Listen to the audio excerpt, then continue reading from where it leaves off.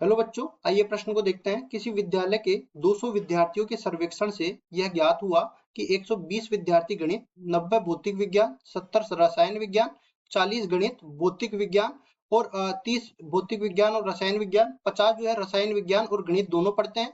और हमें बोला गया है कि 20 इन विषयों में से कोई भी विषय नहीं पढ़ते हैं। उन विद्यार्थियों की संख्या ज्ञात कीजिए जो इन तीनों ही विषयों को पढ़ते हैं। प्रश्न को हल करने से पहले इसकी मुख्य अवधारणा के बारे में चर्चा कर लेते हैं। मुख्य अवधारणा, तो यहाँ पे देखो समुच्चय में एक महत्वपूर्ण सूत्र होता है। जब भी अपने पास तीन समुच्चय आ जाते हैं ना, तब हम लोग लिखते हैं कि A union B union C, मतलब तीनों में कुल मिलाकर अवयवों की संख्या किसके बराबर होती है? ए में अवयवों की संख्या प्लस बी में अवयवों की संख्या प्लस में सी में अवयवों की संख्या। अब देखो जो दो बार आ गए हैं उनको घटा भी देते हैं। ए और बी में उभयनिष्ठ अवयवों की संख्या माइनस में बी और सी में उभयनिष्ठ अवयवों की संख्या माइनस में सी और ए में उभयनिष्ठ अवयवों की संख्या। और इसमें जो दो बार घट गया है उसको जोड़ भी देते हैं, A intersection B intersection C में अवयवों की संख्या। तो इसको समझा देते हैं। देखो ये अपने पास इस तरह से बनेगा, ठीक है।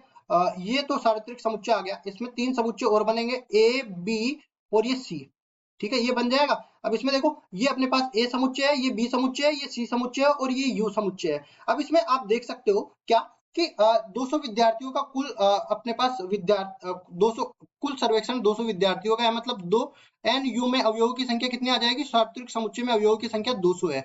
अगर मैं आगे बढ़ता हूं और इसमें सबसे पहली चीज अगर मैं ए यूनियन बी में अवयवों की संख्या देखना चाहूं तो यहाँ पे देख सकता हूँ क्या 20 विद्यार्थी कुछ नहीं पढ़ते हैं, मतलब कि ए बी सी में जो भी अवयव आएंगे वो कुछ ना कुछ तो पढ़ेंगे। तो अगर मैं बोलूं यहाँ पे n A union B union C जो है इसका मान मैं निकालना चाहूं तो ये किसके बराबर हो जाएगा? सार्वत्रिक समुच्चय में अवयवों की संख्या। और जो कुछ नहीं पढ़ते हैं और कुछ नहीं पढ़ते हैं मतलब पूरक किसके होंगे? तो A union B union C के जो पूरक है वो इसमें आ जाएंगे, ठीक है। तो इस तरह से अपन लिख देंगे। तो एन यू का मान किसके बराबर है? 200 के बराबर है। और इसके पूरक कितने हैं? जो कुछ नहीं पढ़ते हैं, मतलब 20 विद्यार्थी है अपने पास। तो एन ए यूनियन बी, मतलब यहाँ पे वो विद्यार्थी आ रहे हैं जो कुछ ना कुछ तो पढ़ते ही हैं, या गणित पढ़ते हैं या रसायन विज्ञान पढ़ते हैं या फिर जो है अपने पास भौतिक विज्ञान पढ़ते हैं। तो n A union B union C का जो मान है वो किसके बराबर आ जाएगा? 180 के बराबर आ जाएगा। अब देखो सारे मान हम लोग यहाँ पे रख देते हैं। यहाँ पे देखो पी ए का मान कितना है? 120 विद्यार्थी है। तो यहाँ पे आ जाएगा पी ए।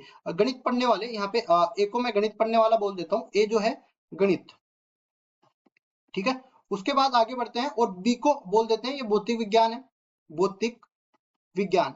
और इसके बाद में हम लोग और आगे बढ़ते हैं और सी की बात कर लेते हैं। तो सी में हम लोग बोल सकते हैं इसको, ये अपने पास रसायन विज्ञान को व्यक्त करता है, रसायन विज्ञान।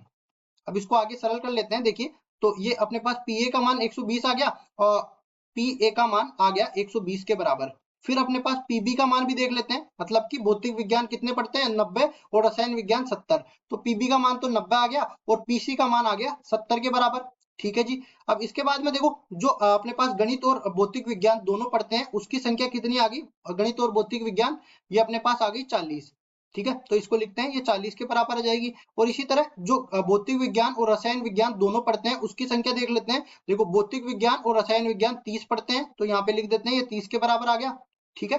और उसके बाद में पी ए इंटरसेक्शन सी, मतलब जो रसायन विज्ञान और गणित दोनों पढ़ते हैं वो उसकी संख्या 50 के बराबर आ गई, तो ये आ जाएगा अपने पास 50 के बराबर। अब देखो हमें मान किसका निकालना है? A intersection B intersection C, मतलब कि जो भौतिक विज्ञान रसायन विज्ञान और गणित दोनों तीनों पढ़ते हैं उनकी संख्या हमें बतानी है। तो जो सूत्र लिखा था उस सूत्र में क्या करेंगे? ये देखो ये वाला पद तो दूसरी तरफ भेज देंगे और ये वाला पद इधर भेज देंगे। तो अपने पास सूत्र क्या बन जाएगा? देखो n A intersection B intersection C ये बराबर हो जाएगा किसके? एन ए प्लस में एन बी प्लस में एन सी और माइनस में n A intersection B minus में n B intersection C minus में एन ए इंटरसेक्शन सी और प्लस में n A union B union C के बराबर ये बन जाएगा। मतलब कि यहाँ पे हम देख सकते हैं कि अगर मैं n A intersection B intersection C तीनों जो तीनों विषय पढ़ते हैं उसका मान निकालना चाहूं तो ये किसके बराबर आएगा?